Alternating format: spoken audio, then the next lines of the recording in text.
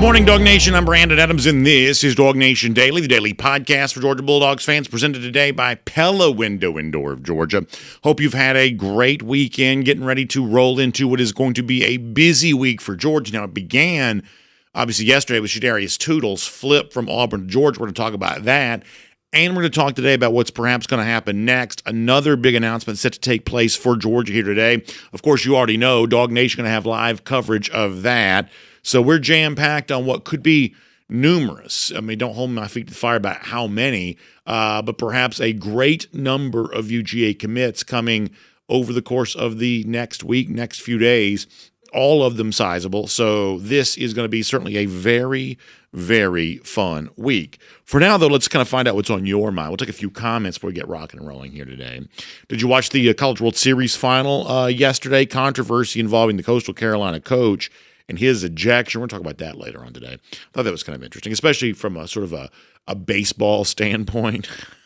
It feels like we've been arguing with umpires for our entire lives, and perhaps another example of that yesterday. Let's find out what's going on here. Don Jones also kind of in the same mindset, saying big things on tap this week. Yeah, you better believe that.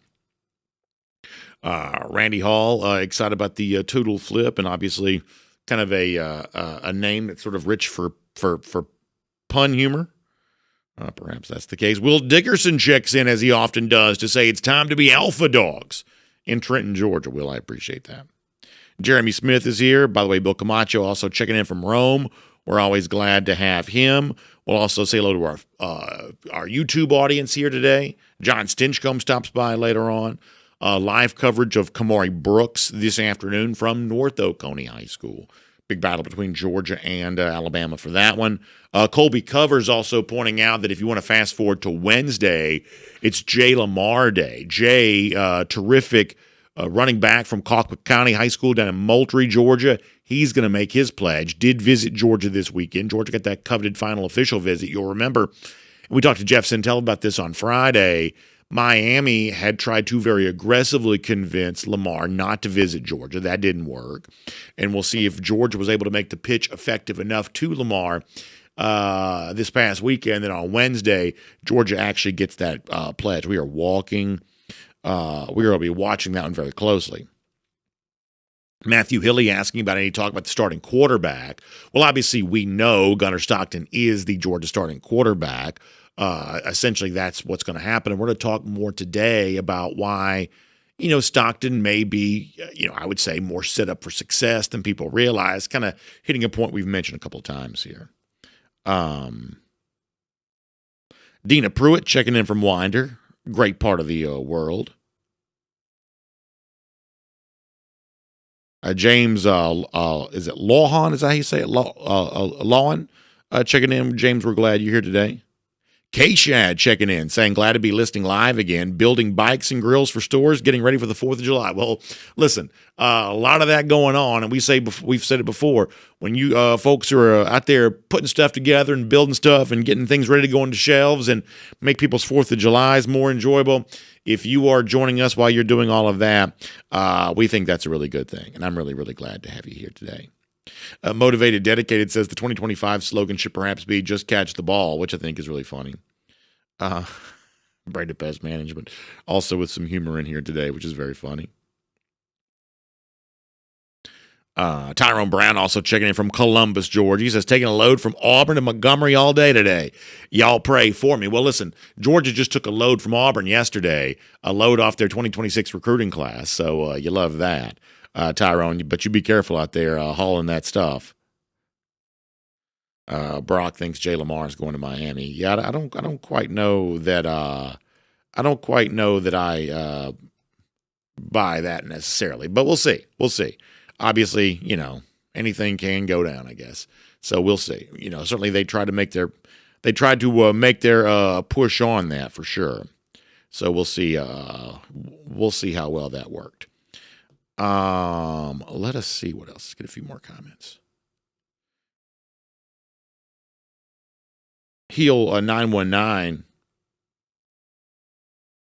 says, we got Miami fans today. He says, Miami is going to be flipping Vance and getting Cooper and Coolidge, time to show the U some respect. Well, listen, and here's the thing. And Heel, I'm glad that you're here today. I really am. We do this show for everybody. Obviously, it's a Georgia show for Georgia fans, but when you build the audience the size of ours, of course, other people are going to notice, and they're going to want to join in. So I'm not mad that you're here. I'm thankful that you're here. I will give you this, just, I would say, perspective from someone who's not a Miami fan, and you can pass this along to other Miami fans if you'd like. I think the best way for Miami to get like the respect that you seek is by winning games that matter on the field. And I mean that as, I think, clearly and succinctly as I'm capable of, is that it's one thing to be aggressive in the NIL space. There is a vantage point, though, in which that aggression can appear desperate when, let's face it, I'm old enough that I remember Dennis Erickson, I remember Jimmy Johnson, I remember these figures. But if you are the age of a lot of folks in our audience, if you're in your 20s, if you're, a recruit, 17, 18 years old, you have no living memory of Miami being good. You have no memory of Miami being anything. And so respect, I think, comes based on how you play on the field. I think that's what that's going to come down to. Let me go to DawgNation.com. SEM Dog says, Shadarius said, toodaloo to Auburn, it appears. Yeah, it sort of feels that way. Randy Hall says right now Alabama's only got 8 commits. I know their class ranks pretty low, and obviously we do expect Alabama to get recruiting wins before it's their big move hasn't happened yet, and hopefully it doesn't happen today in the case of Kamari Brooks. UGA Marine said he had a wedding in Baton Rouge on Saturday. I can only imagine what a Baton Rouge wedding must be like. That must be kind of a wild time. But I hope that you had a great time. Randy Hall kind of putting the over-under at 4 commits for Georgia this week. I think that's a pretty good place to set it. I really do. And I would say that Georgia's, given what's going to happen with Brooks, the defensive lineman from Valdosta tomorrow, Lamar on Wednesday, Dandridge on Thursday, 2 possible names on Friday. It's not hard to think you get 4 more this week. It's really not. It's really not. All right. It's 10 a.m. I'll tell you what, let's do this. We're going to have a fun show. Now, I will tell you, I've actually got a really fun thing this afternoon. A lot of times I am non-specific, but I will be more specific today. I'm going to have lunch with our buddy Dari Payro this afternoon from R.S. Andrews. Haven't seen Dari in a little while, so it's always kind of nice to catch up with him prior to the start of the season. So we will do that. That means a little less in the way of a cool down today, but we'll obviously try to make it up to you throughout the rest of the week. But prior to all of that, we got a really fun show coming up. In fact, let me tell you all about it as we fire up that animation.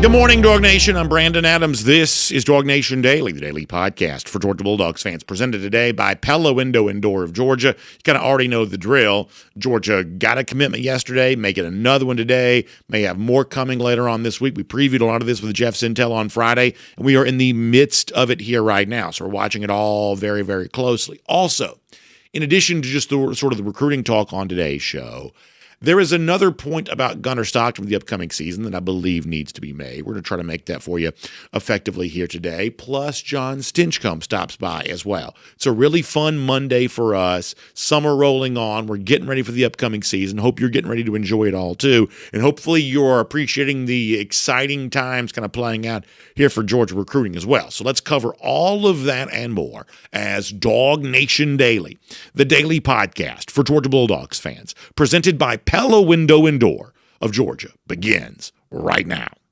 Today's episode of DawgNation Daily is brought to you by Pella Windows and Door of Georgia, viewed to be the best. Presented by DawgNation.com. This is DawgNation Daily, the daily podcast for Georgia Bulldogs fans. Here's your host, Brandon Adams. I told some of our video audience the other day that there is a phrase that I really don't like. And I don't know why it's such a mental hang-up for me, but it is. It's a phrase that some of y'all even use, and I don't mean to I'm not trying to anger you by saying I don't like it, but it's just one of those things that sort of grates on my nerves a little bit. And college football fans do it back and forth with each other all the time. It's something to the effect of, well, so-and-so, whether it be an opposing team or sometimes it's an opposing coach or player, oftentimes it's just a different team. they live rent-free. We're living rent-free in your head. You heard that phrase before, rent-free in your head. The idea that you can't stop thinking about us.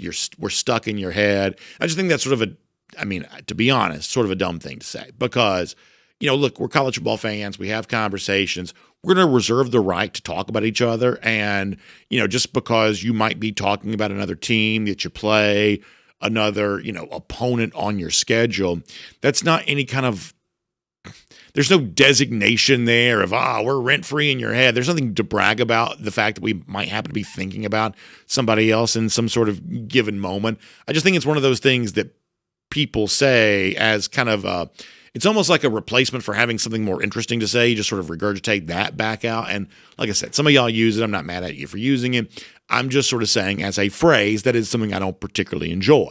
However, my reason for starting the show by saying that today is I was trying to think about what the opposite of living rent-free in your head might be.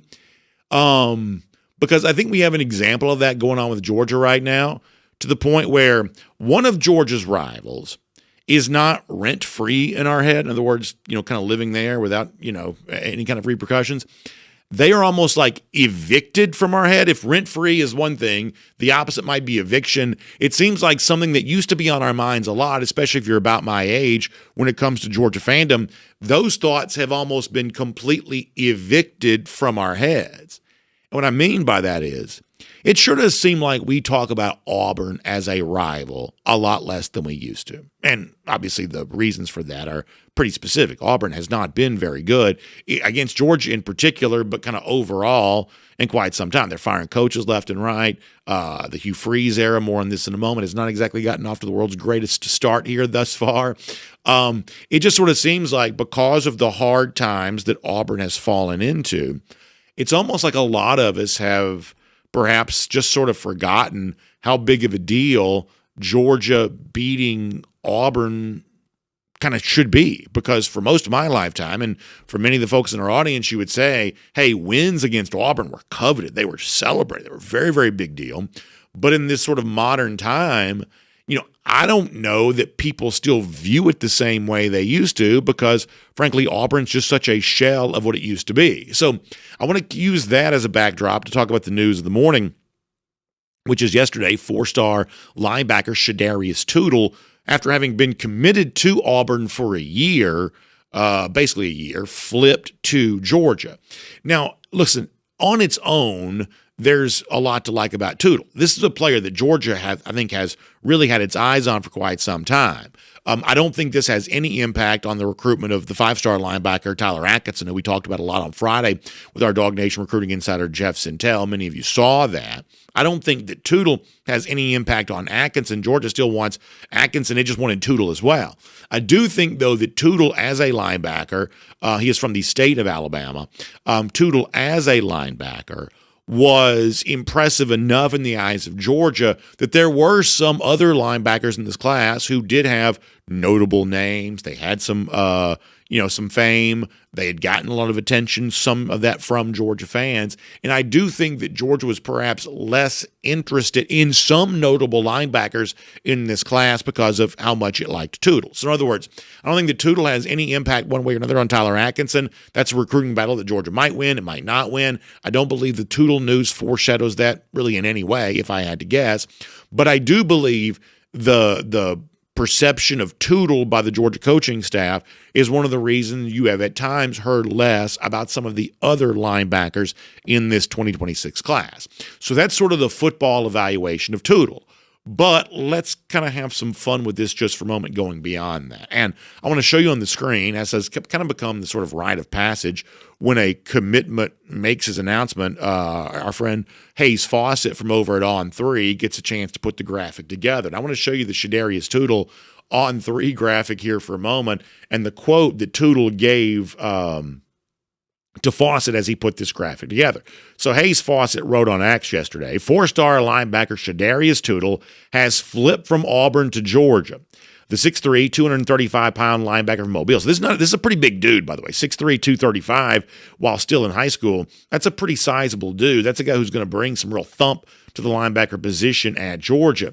He's been committed to the Tigers since July of 2024. Y'all, we are coming up on a year's worth of Toodle being committed to Auburn, and Georgia just swoops in and yanks him away. The reason why, from Shadarius Toodle's own mouth, as he told Hayes Fawcett, if you want to be the best, why not play with the best? That's the quote from Shadarius Toodle.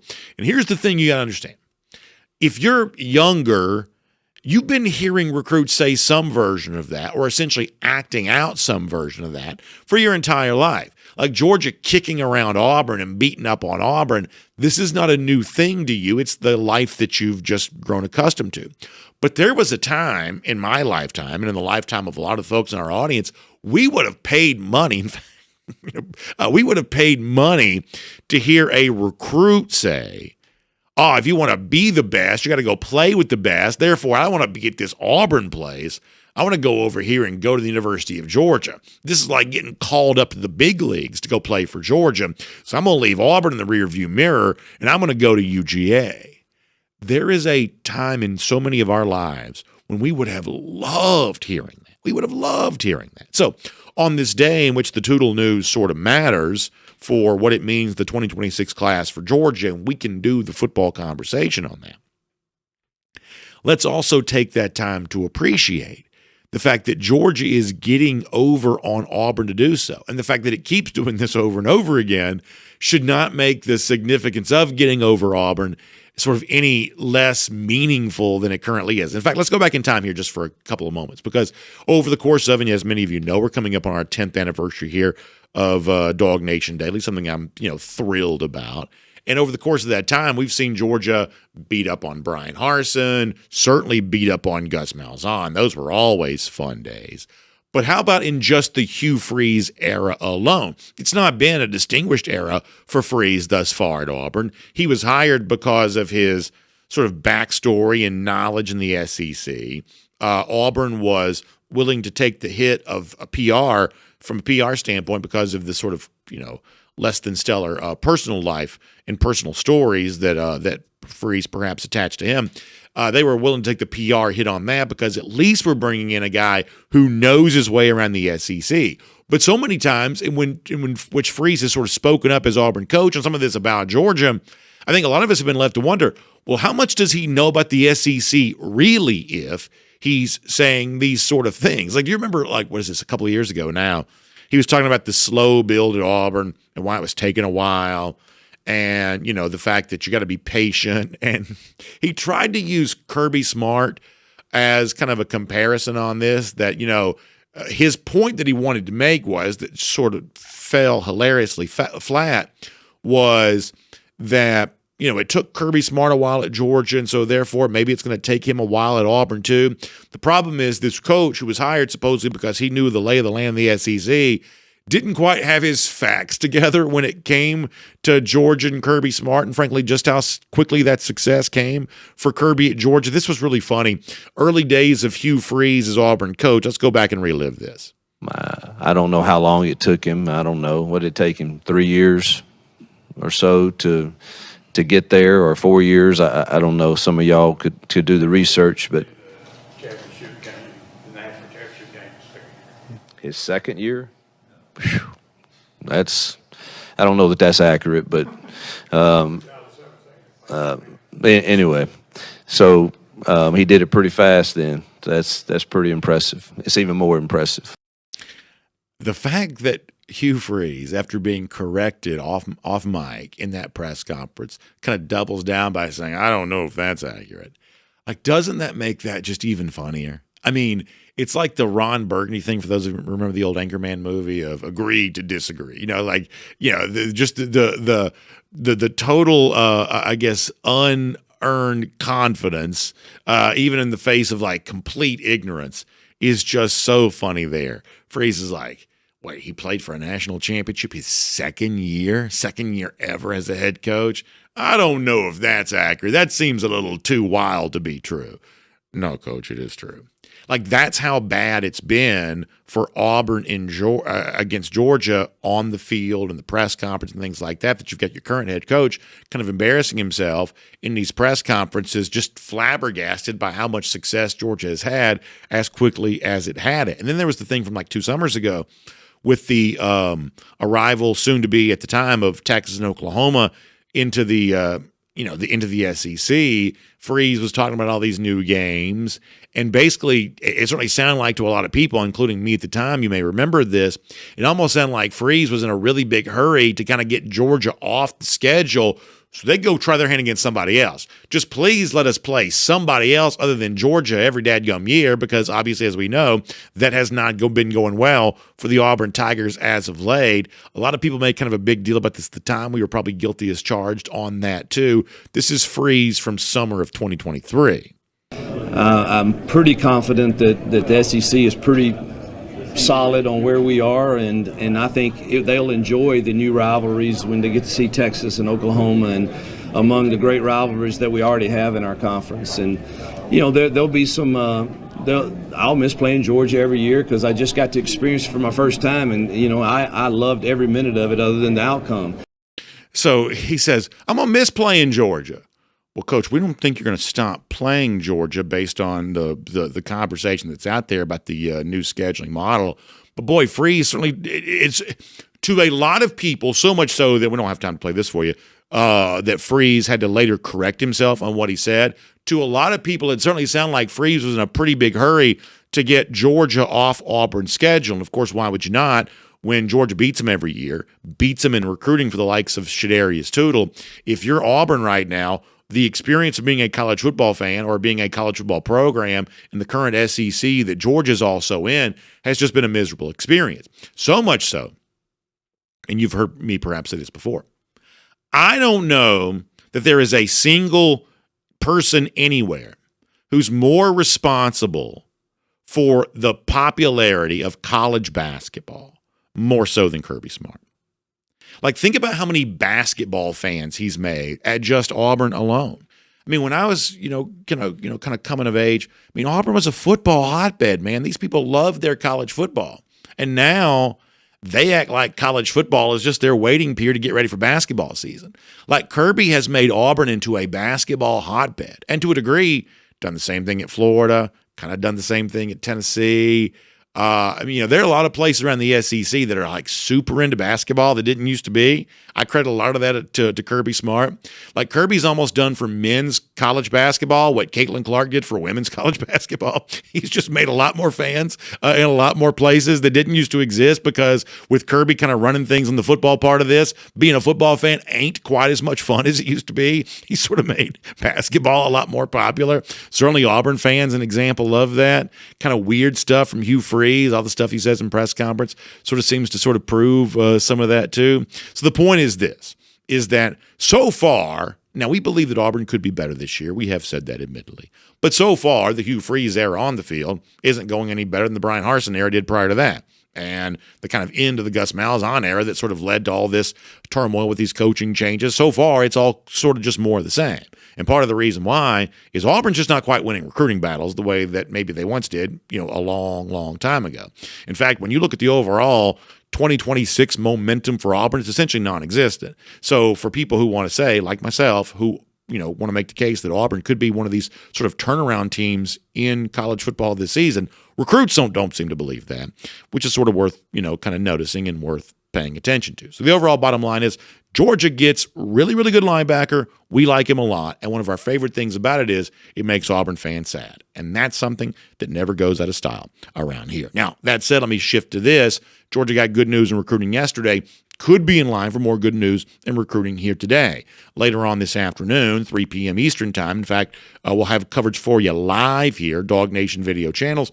The 4-star edge rusher, the North Oconee Titan, Kamari Brooks, gets ready to make his decision, choosing between Georgia and Alabama. Now, this is one of those deals where, as our Jeff Sintel says, there is a geographic advantage for Georgia.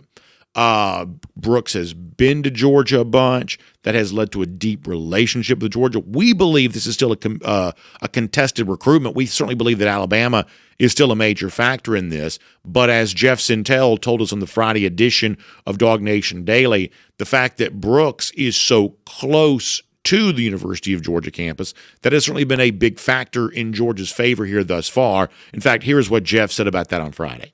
6 stoplights, I think, is what he's told me, maybe 15 minutes.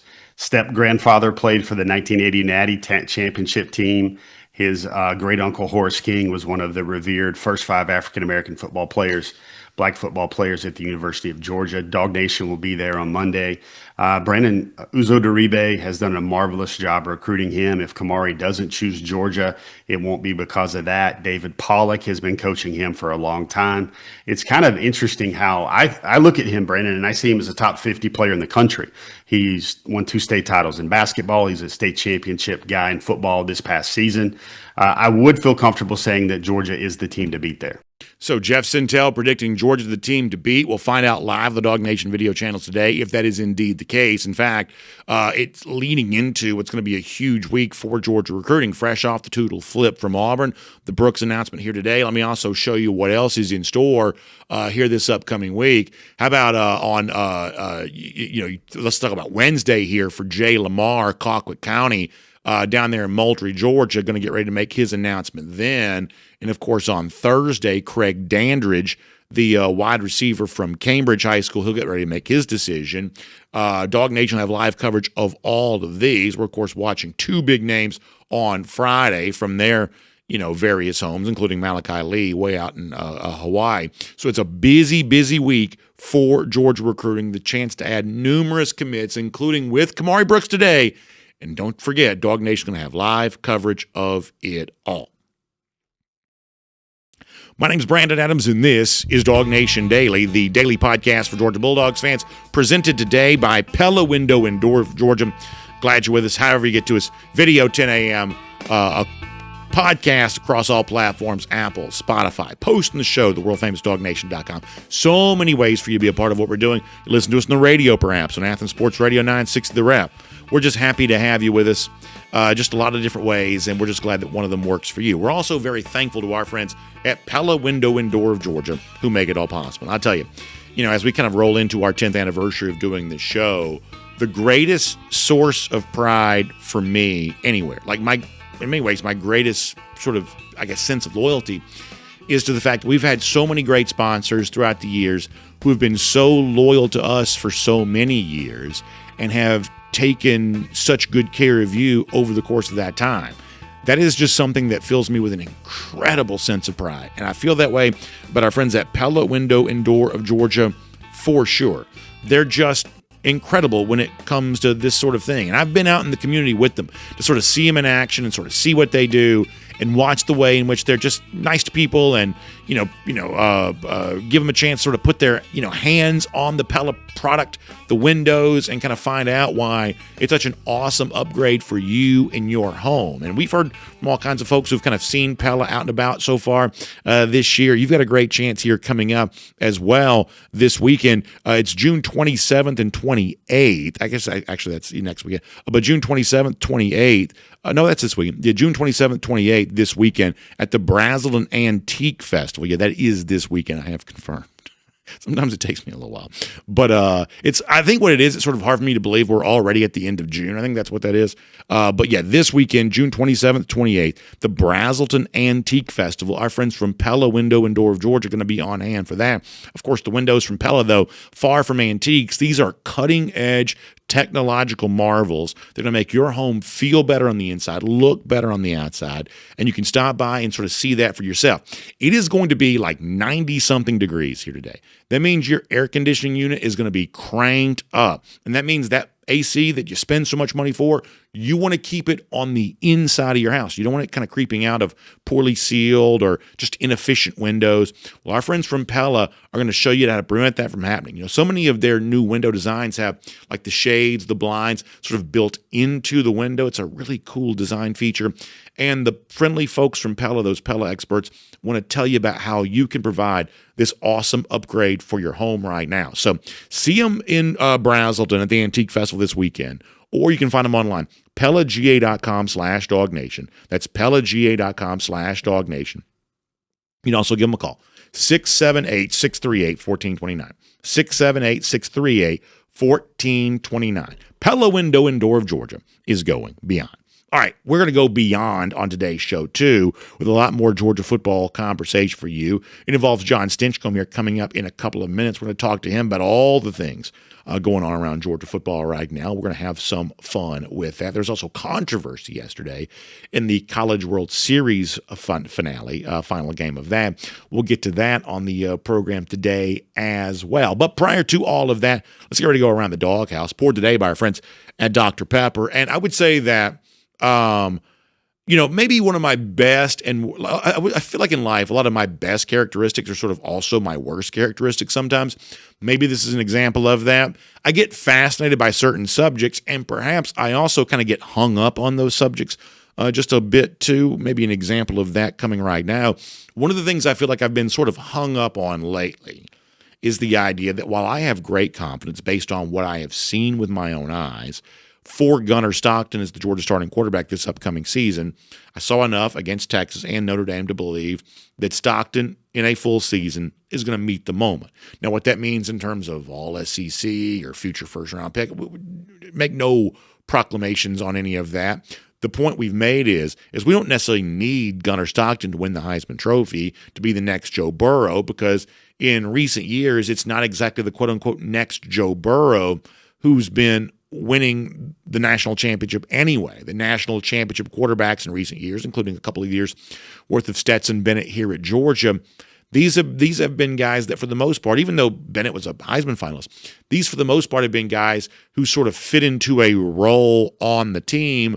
They were a player within the ensemble. It was not necessarily sort of a star-making vehicle for the player individually, the way that it would have been for a Burrow or perhaps a Trevor Lawrence at Clemson or some of those examples from just a few years ago.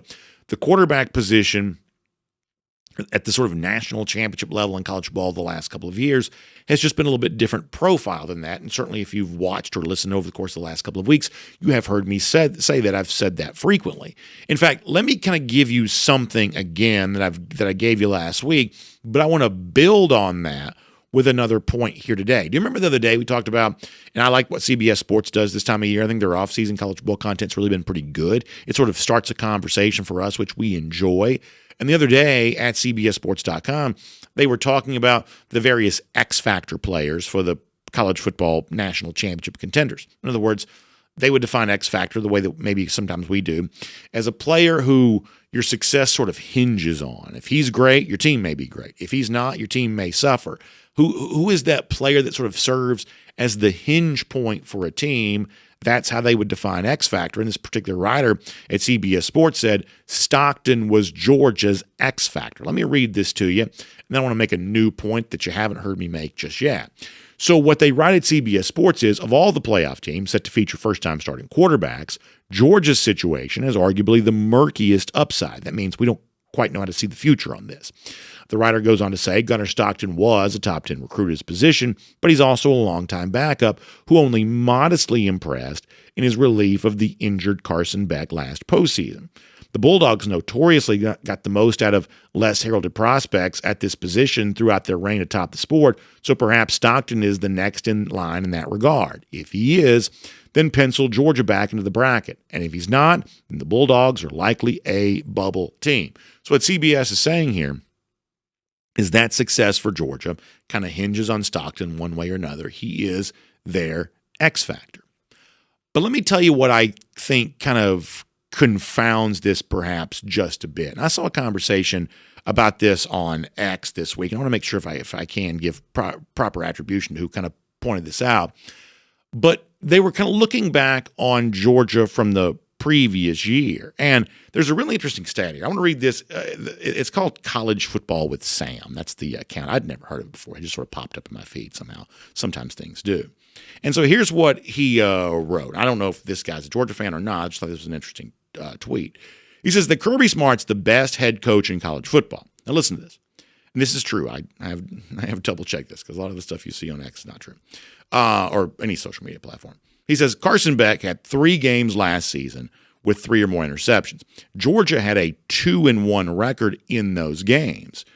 beating Florida and Texas on a neutral field in a road environment by more than 10 points, and then losing to Alabama on the road by 7. In other words, Beck, in his worst moments last year, throwing 3+ interceptions, Georgia still went 2-1 in those games, finding a way to win against top-level competition in Texas, at least a, formidable, challenger in the case of, Florida, and coming up just a little bit short against Alabama on the road, despite the fact that Beck did not have his best stuff that day, throwing 3 or more interceptions. Georgia still found a way to have a winning record in those particular games.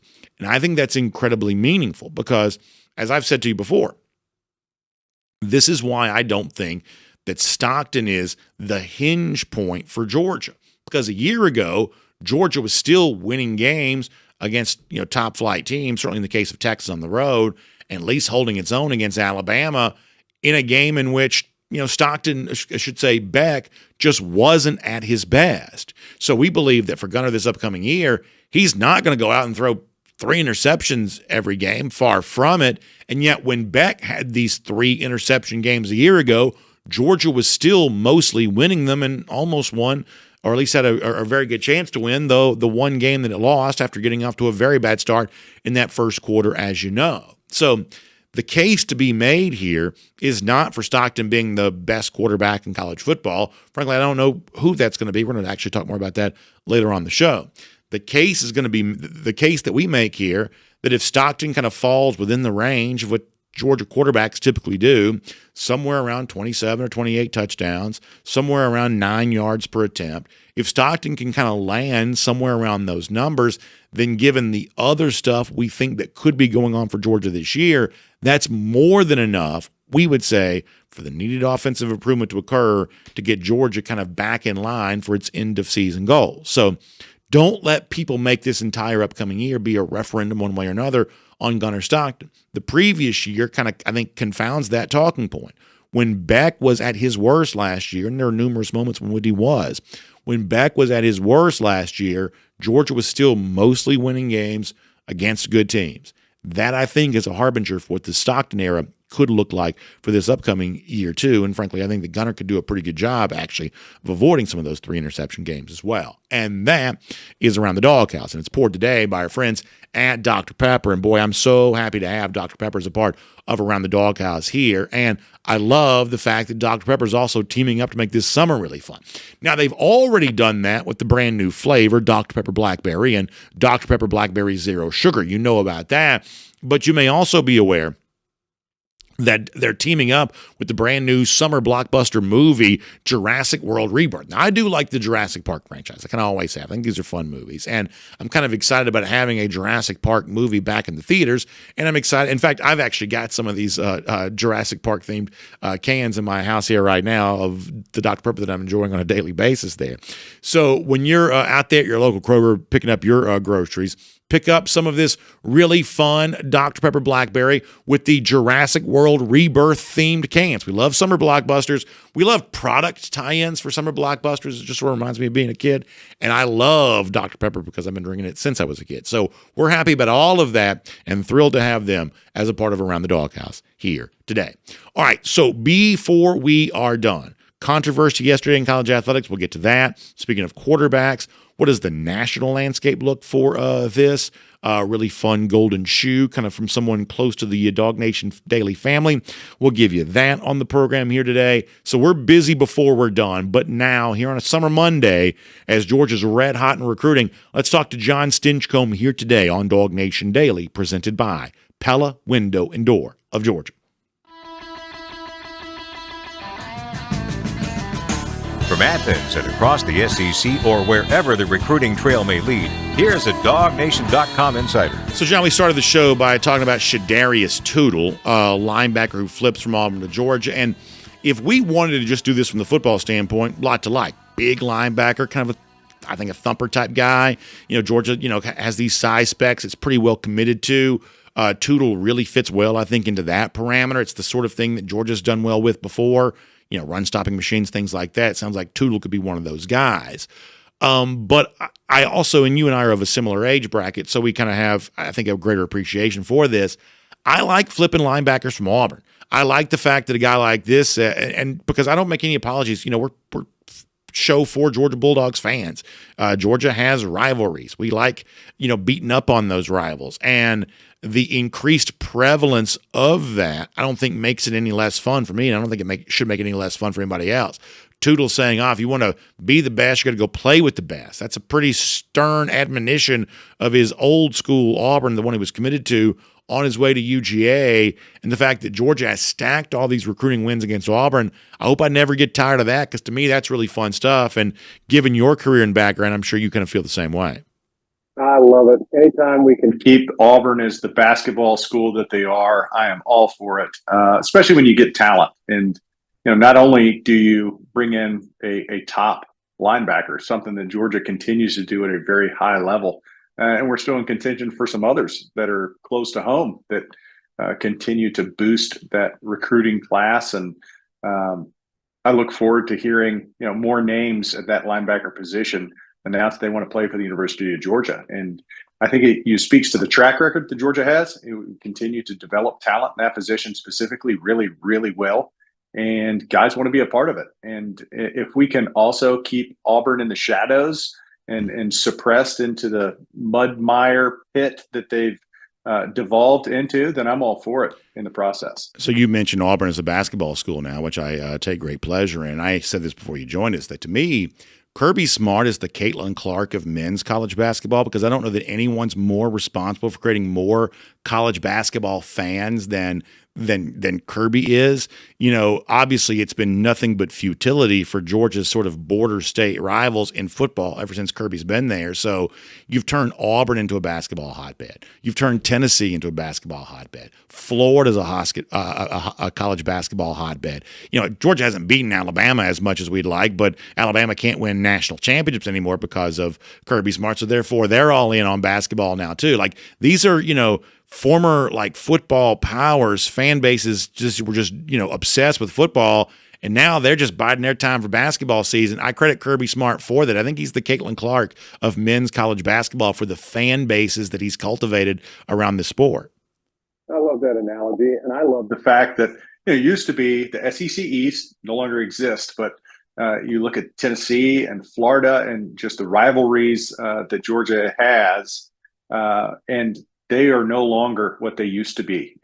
From our era of some really tough matches, Tennessee and Florida want to be the rival that Georgia was in years past, and now it's a whole new generation. It's a whole new setup. The dynamics across college football have changed, and they're scrapping and scraping to become relevant again, which for some fans, it's hard to even fathom that that's the case. But you look at the national landscape, and Georgia is always going to be a part of that discussion. I think that's part of what you were talking about with the critique of Gunner Stockton or individual players. It's because the bar is so high for Georgia, and what used to be those perennial rivals, now they're scraping to become relevant again in a time that has almost passed them by.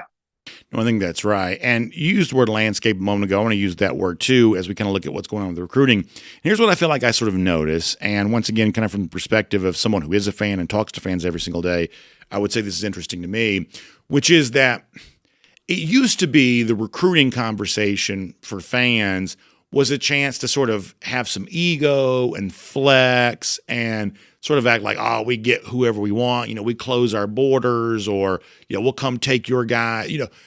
Fans have always enjoyed speaking about recruiting with a certain degree of ego. And I don't think that necessarily from a bad way. I just think it's kind of that has been the way in which fans have gotten entertainment, by sort of treating recruiting as if it was this sort of like game of hungry hippos. We're just going to go out and take anything we want to. Well, I would say that some of the ego has been taken out of the recruiting conversation overall, because really nobody's getting everybody anymore. Look, some of this is related to NIL. I think also some of this is just related to the fact that teams are just trying harder than they used to. Like, there are more teams seeking to be more competitive than I believe was true like 10 years or so ago. I think there are a lot of teams that were just sort of content to go along for the ride, almost like the NASCAR that's content to be kind of in the back of the pack and doesn't want to get up there where the wrecks are going to occur. I think we had a thing in college ball for a while where a lot of teams are sort of content to sort of hang back and sort of stay out of the contact a little bit. Well, now more teams are choosing to be more aggressive. NIL is obviously a part of that. So nobody's getting everybody anymore. But I do think it's commendable that for the most part, Georgia is still getting enough. Not getting everybody. We could cry crocodile tears over who Georgia hasn't gotten even in this cycle. But still sort of getting enough. Still sort of maintaining that opportunity at supremacy. It's interesting how competitive the landscape has become and how much Georgia is, for the most part, I would say, still maintaining excellence. Would you agree with that? Absolutely. I think there's two things at play here. One, NIL is certainly a factor. You can't ignore the fact that teams are able to recruit, and not just those top level guys that you're competing for, but the next tier, if you will. And teams are seeing those players as anchor points for their recruiting classes, and they recognize that they can give more resources than a Georgia can because, maybe they're not as high on the list for Georgia just because of the other players that Georgia has to recruit. And so it's made it a little more competitive in that space. I also think across the country, teams are looking at the shifting dynamics of college football, that sooner or later you're either relevant or you're not. And so many teams are fighting and scraping to be above whatever that threshold is. We saw a little bit of that with the House settlement of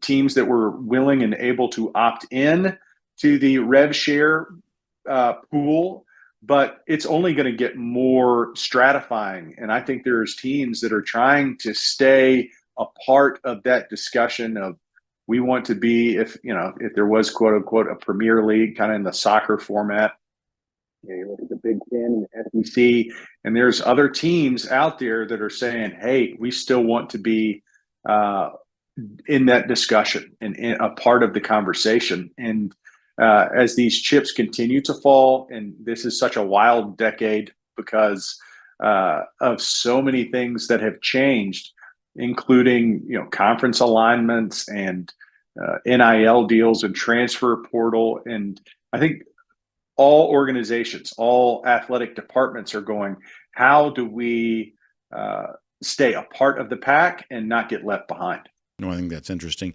So I'm sure I've talked about this 100 times this offseason. I have a hard time remembering sometimes, but I know this has been a little bit of a hang-up for me. So I've certainly talked about it plenty, whether or not it's with you or not, I guess I can't remember.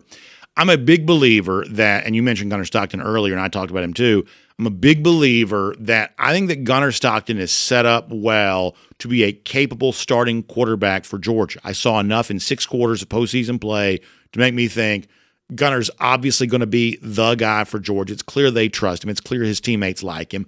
I don't know what that results in terms of, is he an all-SEC player? Is he is he going to achieve the heights that Stetson Bennett achieved? I have no idea about any of that, but I have seen enough to make me believe, well, of course, Gunner Stockton's going to be the starting quarterback for Georgia. And in light of that, given the landscape around college football, one of the things I've pushed back against John a lot is this notion that Georgia's success is going to be hanging on however Gunner Stockton plays one way or another. Simply don't believe that's true. Last year's national champion, Will Howard, only became a 6th-round pick. Could Gunner Stockton achieve at a 6th-round level, kind of a late-round draft pick level? Of course he could. He may be better than that, but even if he matches Howard, that's a reasonable level of achievement.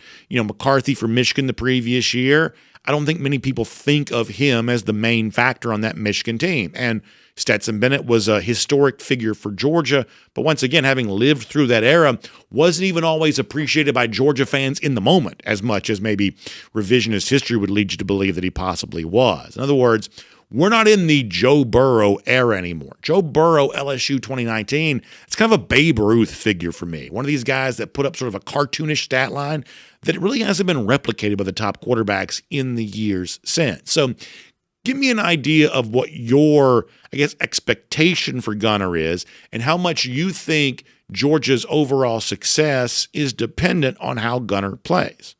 I'm going to start with the offense success. I think the offense success, that focus needs to be up front. I think you look at the shifting pieces and the development of players that we've already seen And what we need to see most is this offensive line perform at a higher level.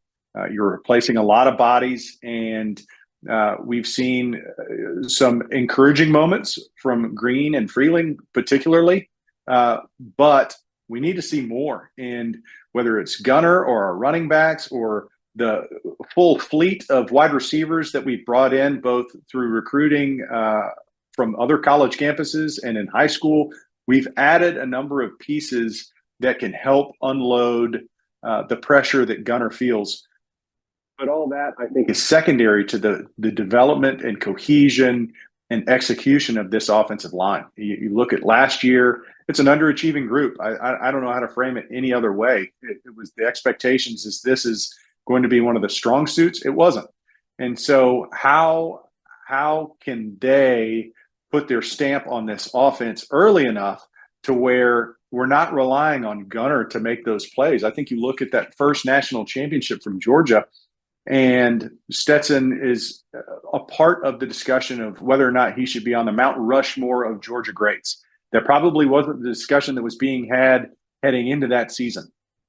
And I think the way Georgia is built structurally, it's almost a defense first and rely on multiple players to share the load. And I think that's probably what Georgia will need to do to be successful this year. It shouldn't be the Gunnar Stockton show.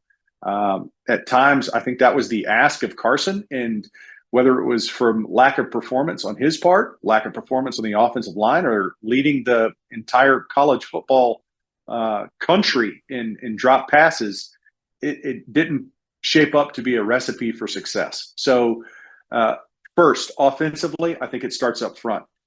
For overall team success, Georgia continues to be set up to where the defense is the one that leads this drive. And there's going to be games where you're not going to be able to shut out opponents. We've seen that against Ohio State. We've seen that against other teams where you get in postseason play and everybody's really good. You try to slow them down. You try to win your a couple possessions here and there. You're going to have to perform offensively. But for Georgia, my question remains of how do you replace some of those key pieces? You look in the secondary, replacing a Malachi Starks and the playmaking ability. Does KJ Bolden grow up into that sophomore season that they need him to have? Harris and Everett and on the corners. How about I love our linebackers, but how about up front? Is Miller the guy that emerges as that next in line for a dominant defensive lineman that has been a difference maker in Georgia's championship runs? So rather than hone in on Gunner Stockton, and I know that's easiest. I know folks want to focus on the quarterback.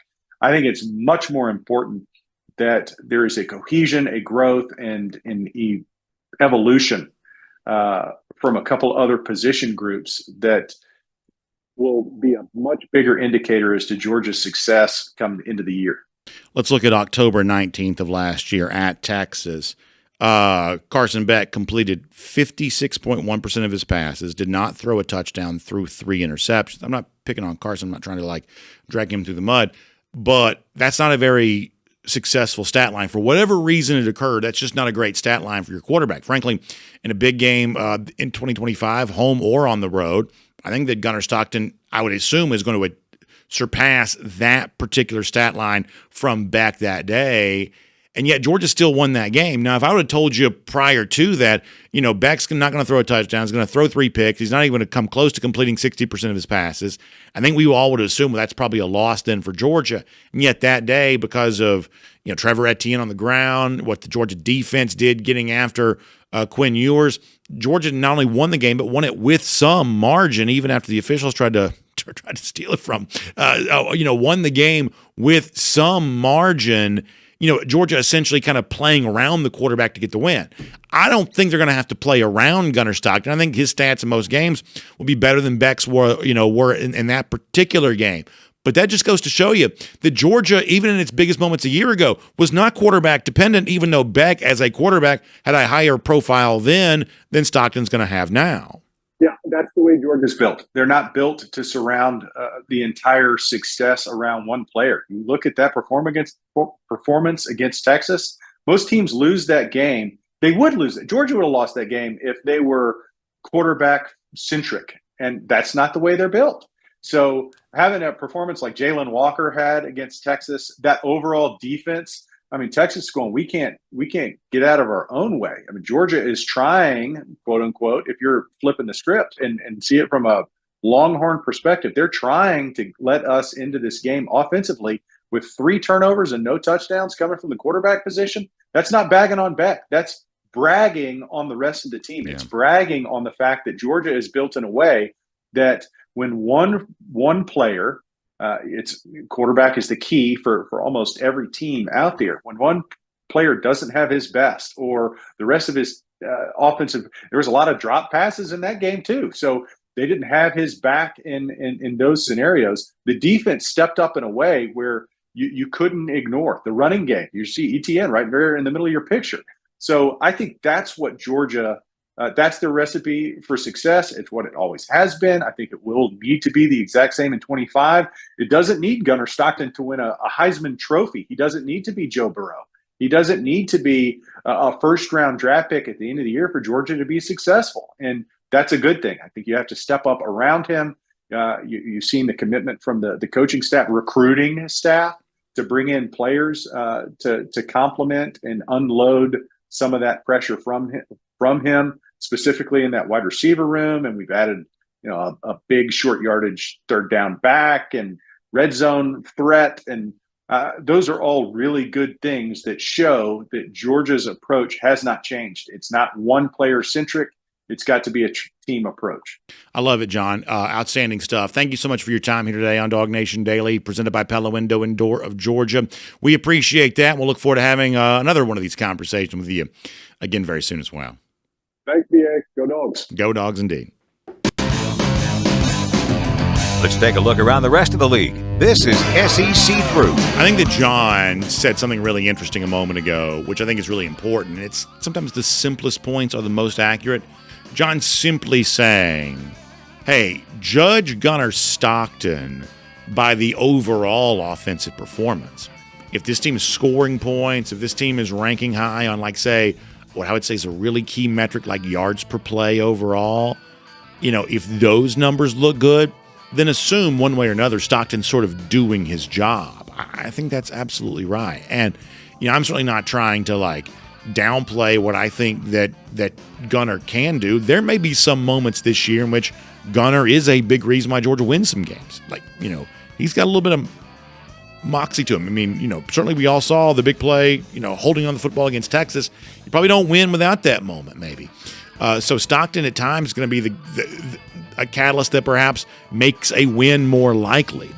But, these people who want to sort of set this up as, it's all a referendum on the quarterback one way or another, that's frankly the sort of low information, hot take oriented chatter that probably we have too much of in the summertime, no matter where it comes from. Now, with that said, let's get ready to go cruise around the SEC, courtesy of Royal Caribbean. And this is no hot take. This is, I think, verified over and over again. This is a wonderful time to be a part of a Royal Caribbean cruise vacation. Our friend Jessica Slater is a travel agent specially selected for us by Royal Caribbean. The way this works is, the reason why you hear me kind of mention her name is because Royal Caribbean knows that when it comes to choosing a great Royal Caribbean cruise vacation, for instance, what ship do you want to sail on?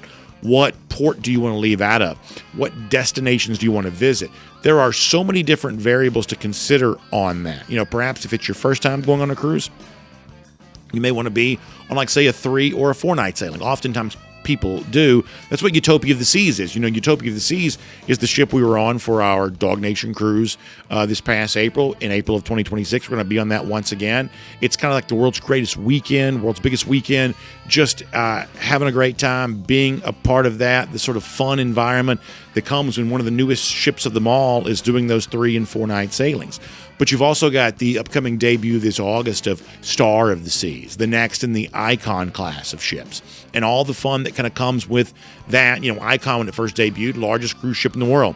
Star of the Seas, essentially the same dimensions, the same kind of options, some sort of new things that have never been seen before. We're all really, really curious on pins and needles to find out everything that Star of the Seas is bringing to the table. And you can be among the first to see if you'll reach out to Jessica Slater right now.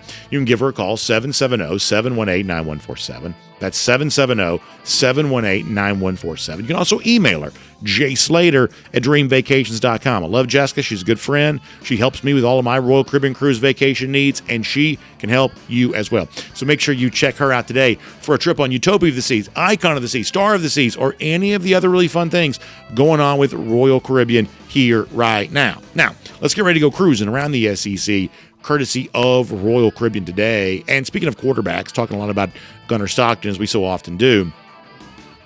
And so our friends at ESPN put together their list of top draft-eligible quarterbacks in college football for the upcoming season. Now, a couple of things jumped out to me, and this is perhaps not all that interesting, but I did notice that the person they had number 1, Cade Klubnik, that's a Georgia win last year, 34-3.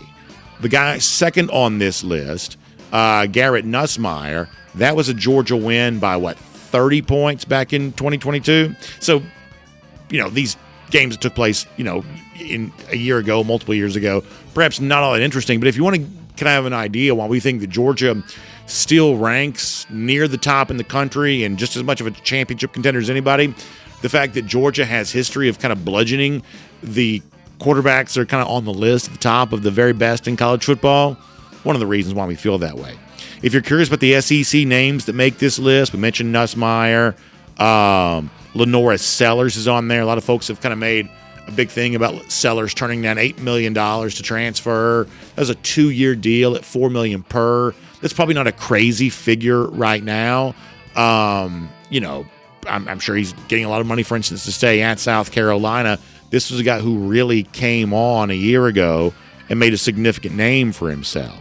John Mateer from Oklahoma, that's the other SEC name on this list. We told you before that, bringing in Mateer, bringing in Jay Knott, the former running back from Cal, those are big ads for Oklahoma. Overall, though, we're not huge believers in the turnaround of Oklahoma on the basis of these transfer names alone. Doesn't quite feel right to us.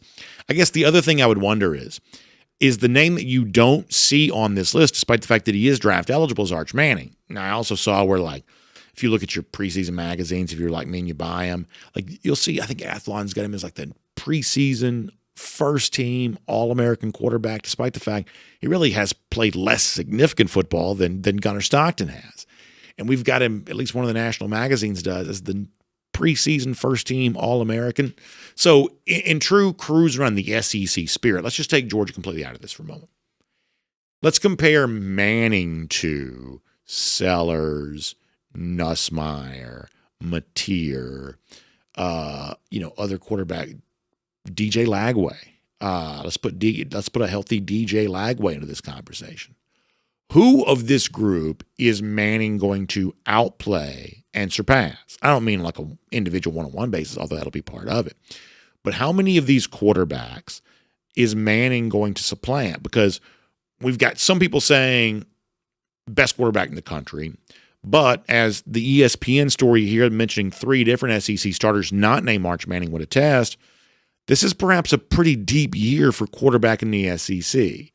It will be fascinating to see how many of these guys Manning essentially outplays. Now, I'm not of the belief that Manning is somehow a social construct, some sort of media creation, despite the famous last name that was going to come with sort of some ready-made hype attached to it.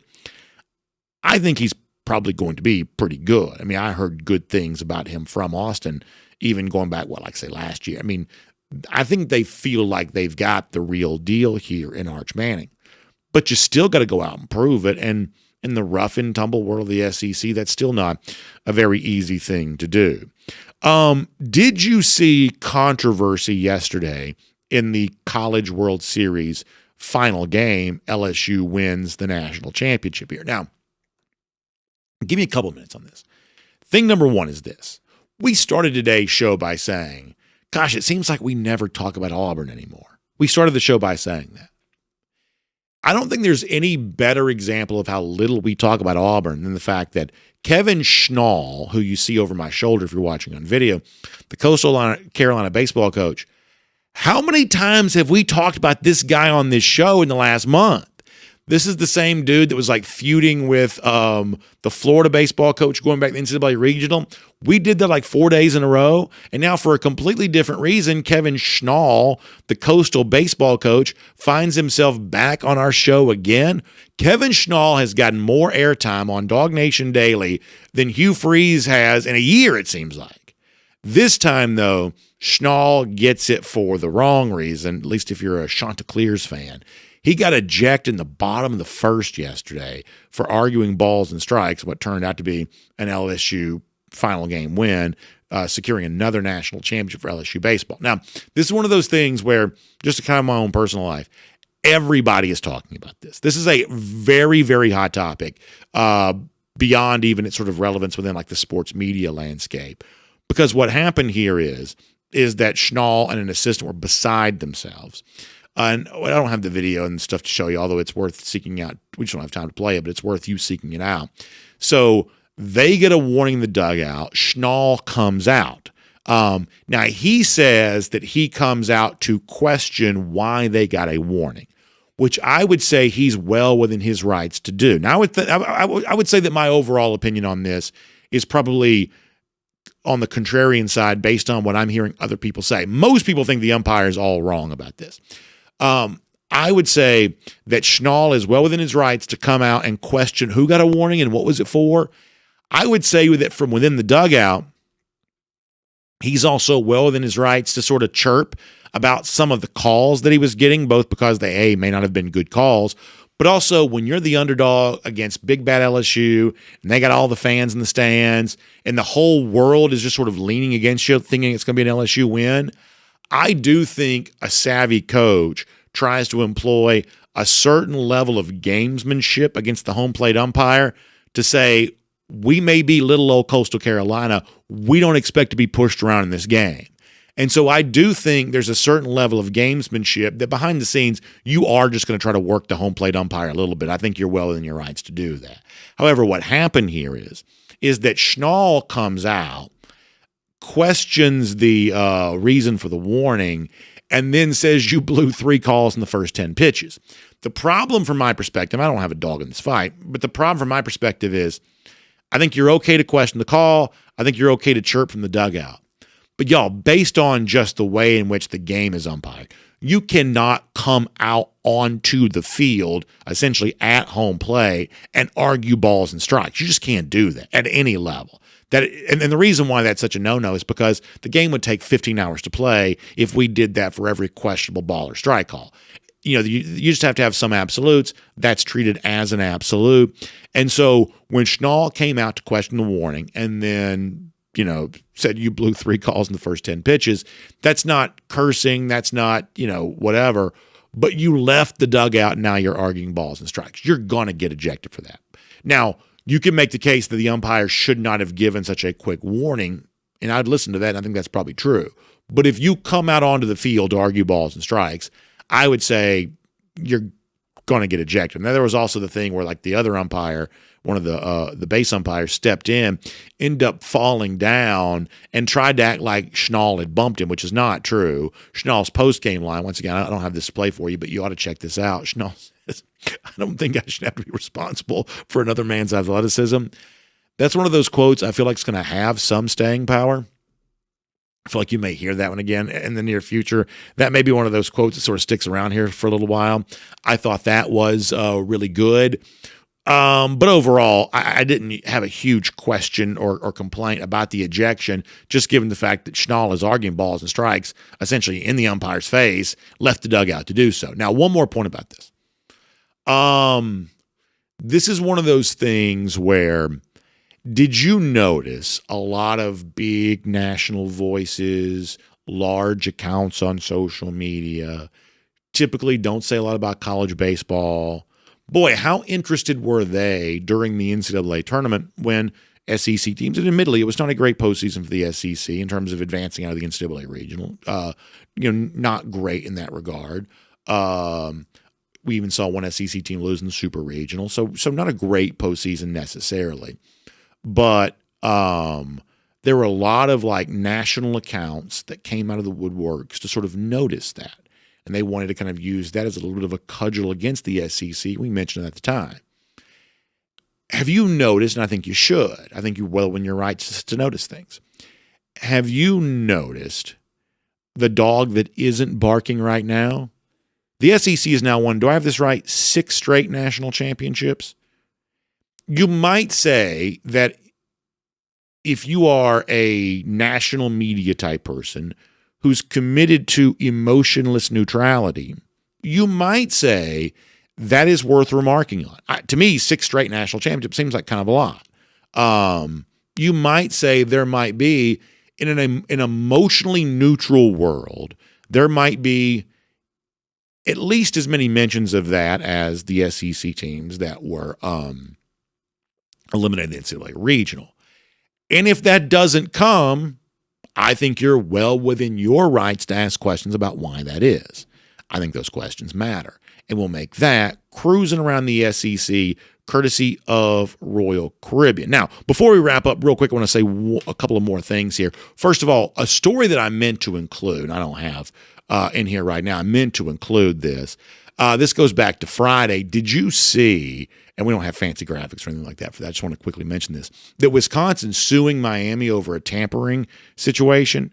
I cheer for Wisconsin in this. I hope this works out for them. I think I have a lot of feelings on this.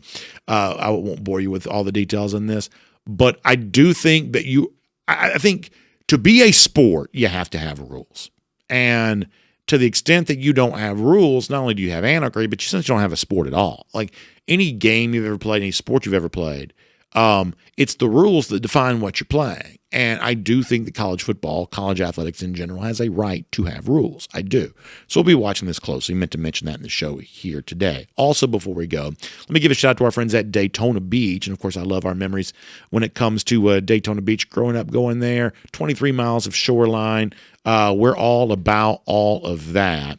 And we want to invite you to check it out. You can fly straight there, international airport that serves Atlanta, which is our home base here, or wherever you are. You can probably fly and get to Daytona Beach pretty easily. We hope that you will, because they're great restaurants, really fun outdoor activities. You like to fish, golf, surf. Really, for a long time, it's been kind of thought of as sort of the surfing capital of the Atlantic. I think that's probably still true. Of course, you know it for the Great American Race and all the great motorsports that take place there. But there is a lot more going on at Daytona Beach. In fact, it's time you found that out for yourself. Taking advantage of some great lodging and hotel and resort deals right now. Go to DaytonaBeach.com/hotel deals to learn more about this. It's DaytonaBeach.com/hotel deals to learn more about this. We love our friends from Daytona Beach. We think you deserve a vacation. We love the beach getaway. Hope you'll enjoy one at Daytona Beach here this year. And as we get ready to wrap up today with a golden shoe, we're going to celebrate one of our own. Many of you know our good friend Jack Leo, oftentimes with us here in the studio. Jack is also a great part of our baseball, basketball coverage. You see him, what do you call it? Is it a byline? Is that what that's called? You see his byline, to use a fancy phrase. You see his byline on DawgNation.com quite frequently. Well, Jack also recently celebrated his marriage, and truly a family affair. Jack's mom, who has written into us before, let's show you a golden shoe here today. She shared this with us. Heather Leo writing in, how about UGA's newest fan? Baby Lucas lives in Australia. How about that? His aunt, Michelle Leo, brought him this souvenir back from America. She was here for Jack's wedding 2 weeks ago. Maybe a future punter. Well, listen, we know that Georgia's had great success with its Australian punter right now, and you see this young Lucas in Australia holding that Georgia football in his hand. Perhaps that Australian blood will turn him into another great punter there as well, as the folks from down under have been producing a lot of there lately. Either way, we're thrilled for Jack and his marriage. We're so happy the family enjoyed that, and we look to enjoy more of the exploits of baby Lucas as he gets more acquainted with American football down in Australia. Very, very fun stuff. Golden shoes all around on that. lousy, stinking Gators. The Florida Gators don't hail from down under, but boy, their fortunes in football have been about as low as they can be as of late, about 1,689 days. That's how long it's been since Florida's beaten Georgia. That is our Gator Hater Updater. Y'all have a great day. We'll see you back here tomorrow. DawgNation Daily, presented by Pella Window and Door of Georgia. And on video, time now for our R.S. Andrews cool down. R.S. Andrews, one you turn to for your air conditioning, heating, plumbing, and electric needs. They show up on time. They do the work that's promised, the price that's promised. You can trust them on all of that today. So I told our video audience that was with us at the start of the show that we actually have a special thing. Speaking of R.S. Andrews, I get the great privilege of having lunch with our guy, Dari Payro, here today. That means I'm going to have to pop off and not do much in the way of a cool down today, and I apologize for that. I know we were shorter on Friday. That was for a completely different family-oriented reason, but we're going to be a little different on that today, but we'll try to make this up to you there tomorrow. Want some fighting words before you go that makes both FSU and Alabama look bad? Please, by all means. So, Jay Black, by the way. Show, Pete Nakos talked to the new Florida State quarterback, Thomas Castellanos. Yeah. Previously at Boston College. Sure. Quote, former Ware County Gator, by the way. Castellanos told On3, I'm excited, man. People, I don't know if they know, but you go back and watch every game. First game that I played in, we always start fast. I dreamed of moments like this. I dreamed of playing against Alabama. Wow. They don't have Nick Saban to save them. Oh, gosh. I just don't see them stopping me.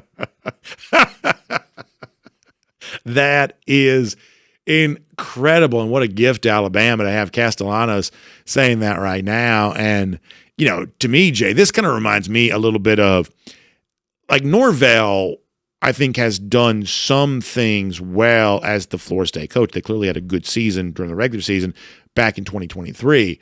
But, boy, there's a certain level of control you have a hard time maintaining when your entire roster is essentially made up of transfers, and Florida State is a very transfer-laden roster. This is the sort of thing that people, and listen, I don't mind guys kind of shooting, from the hip a little bit and sort of saying what's on their mind, but this does Florida State no favors. Do you know where he said this? I told Pete Nakos it on. Okay, yeah, so he told that to Nakos. That's amazing. And this is why, for better or worse, why coaches work so hard to try to keep their players kind of pinned in and not speaking to the media because of things like this. Florida State, who's just coming off a moribund season. You got your new quarterback speaking this way about Alabama before the game. It's funny, but boy, what a mess that is. By the way, our guy Dennis Wilson's a comment section today. We hadn't seen Dennis in a while. We have not seen him. He says, we're not worried about, is it Wizzy? Tell him ice up, son. I don't know what any of that means, but I am happy to have Dennis here. How about this? So Wyatt Cruz says he's going to go on Star of the Seas right after the Georgia-Alabama game. Boy, what a great week that's going to be. Georgia gets a win against Alabama. You celebrate on Star of the Seas. Now, I mentioned this, Wyatt, the other day, that I was trying to be on Star of the Seas in August. Thought I was, in the back of my mind, I sort of thought I was going to go. As it turns out, I just got too much going on with work, and believe it or not, every now and then I do choose work over cruise. I know many of you are surprised about that, but every now and then I do choose a work responsibility over a cruise, much to the surprise of many of you. So I'm going to need you, Wyatt, sure enough, to tell me all about it, because you're going to be on it before I am, because there's no way I'm on it before September. But that's awesome. That really is good. Tennille checks in to say, BA, please wish my 9-year-old, is it Soleil? Am I saying that right? Soleil? Soleil, a happy birthday. It'll make her so happy. You made it to the birthday collage in the background, but still, Tennille, that's incredible. Happy birthday. I hope I pronounced it Soleil. I hope I pronounced that right. So happy that you would share that with us, Tennille. And boy, 9 years old. What a great thing that is. So happy birthday indeed. Alan Hampton says, do you ever see Georgia playing a game in Europe or Mexico? I really don't. College football is not an international sport. It's just not. Now, they do the one thing in like Ireland every year. That's kind of a one-off just for fun, but there's no outreach taking place there. College football is uniquely American, and I think as we kind of move, and I've said this before, as we sort of move into a stream-based world, streamers are international. Streamers are interested in sports because of their international appeal. And I do think that's one of the things that college football is kind of question a bit is is what its financial negotiation leverage is going to be in a post-TV world. In one way or another, we're kind of heading for a post-TV world. And listen, to this day, I still subscribe to cable. I'm still very much a TV person. I have all the streaming platforms, unfortunately, too, but I still subscribe to cable. I'm a TV person, but we are almost in the post-TV era. The next big thing to happen is ESPN's about to start offering its content a la carte. College athletics have had a lot of value to TV, traditional broadcast television, whether it be cable or over-the-air network, because it provided those TV networks with a reason for existence. Well, I mean, pretty soon, that's just going to change even more.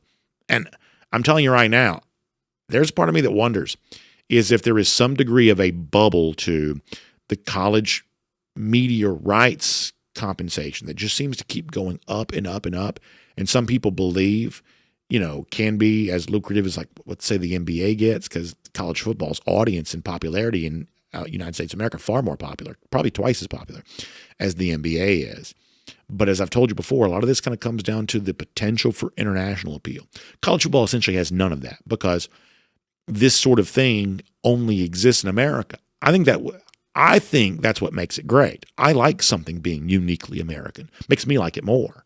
I would say that for Netflix, Apple, Amazon, these potential rights holders, it probably makes them like it less. And the fact that you're not going to go play a game, to your question, in Germany, Brazil, Mexico, places like that, and have any real chance of developing any kind of real following, I think that's a little bit of a harbinger for why I just think in future years the negotiation game is going to get kind of interesting for college athletics.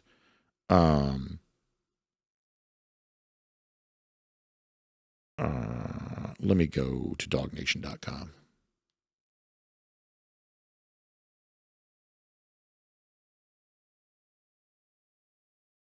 Bill Camacho says international games would be a no for him.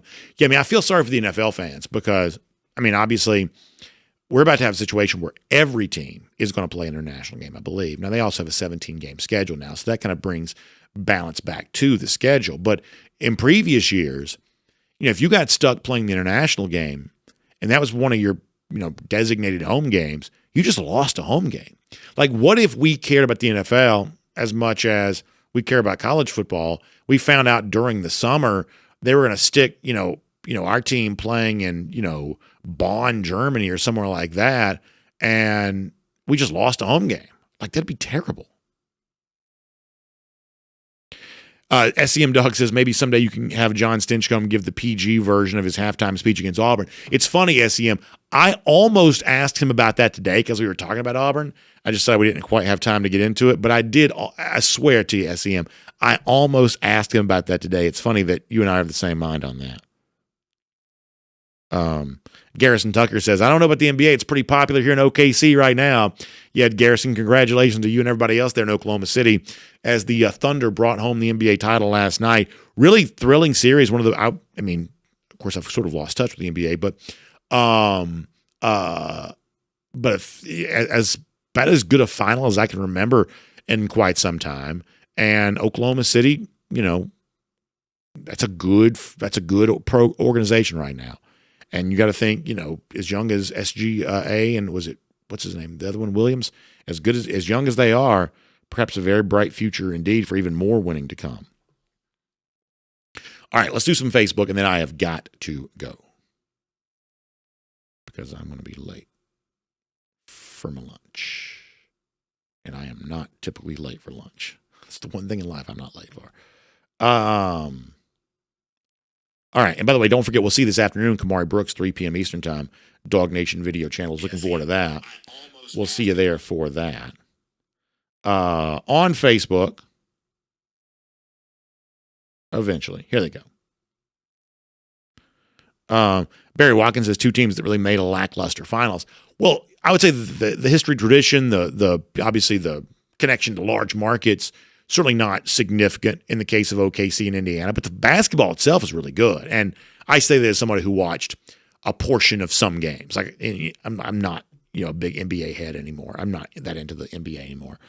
Used to be, just not anymore. But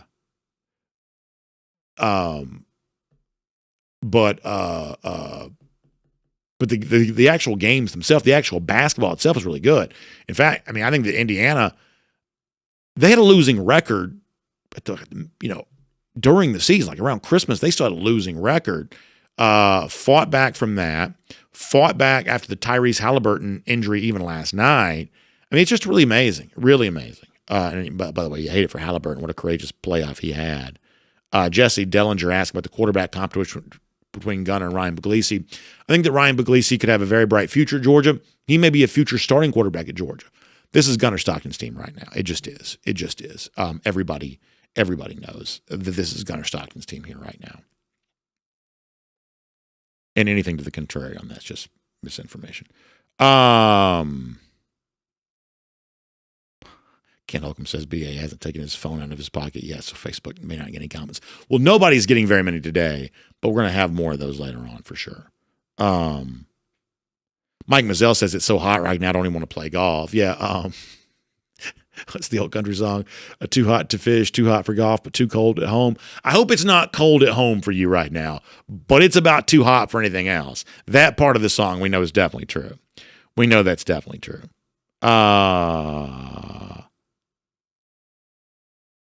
So I tell you what, in honor of Kent Holcomb, who was critical of me for taking out the phone a little late, we'll start on Facebook tomorrow. And we did start on Facebook the other day, but we'll start on Facebook tomorrow. But for now, we got to go because it is late.